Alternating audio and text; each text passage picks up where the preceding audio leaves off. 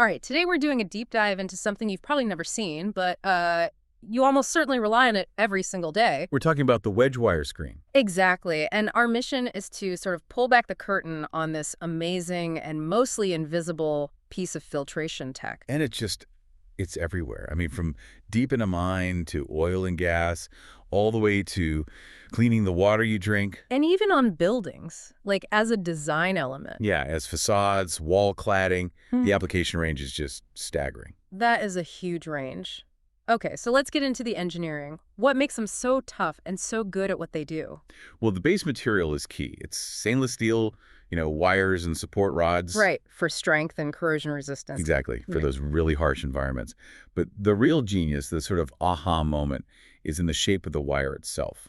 It's a V shape. The V shape, okay, that's the thing. Because with most filters, clogging is the huge problem. This V shape kind of, it flips that on its head, doesn't it? It does, precisely. Yeah. See, the narrowest point is right at the top, at the filtering surface. But just below that, the aperture gets wider. Ah, I see. So anything that makes it through the top slot won't get stuck further down. That's it. Any particle that gets through is just pushed out easily. It maximizes the flow. And it basically cleans itself. In a way, yeah. It's structurally designed to be intensely resistant to clogging. It's a passive, structural form of self-cleaning.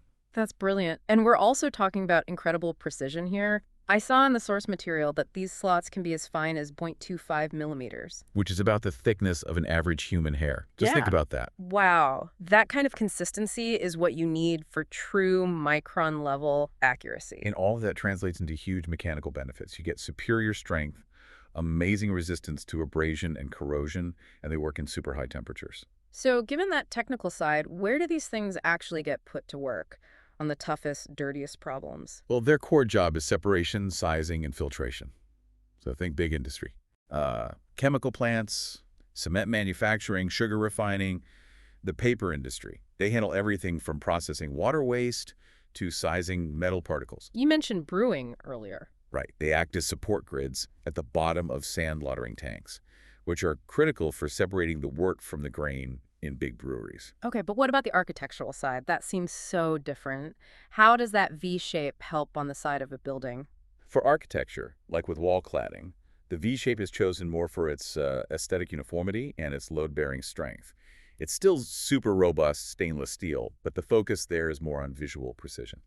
I see. And I noticed there are different types, like welded versus looped screens. Yeah, the different types have different jobs. Looped screens, for instance, use these interconnected loops instead of welds. And that makes them stronger. Generally, yeah. Hmm. They tend to be stronger and more self-cleaning, so you see them in really high-stress situations, like in mining. It's clear that reliability here is, well, it's everything. And that brought us to one of our sources, a manufacturer called Fine Perforators. They've been around since 1969. And that long history really matters in this space. Yeah. I mean, when you're making a part that's filtering intake water for a power plant, You cannot have it fail. you absolutely cannot. So their focus on international specifications, their decades of export experience, Mm-hmm. it just shows you how high the bar is.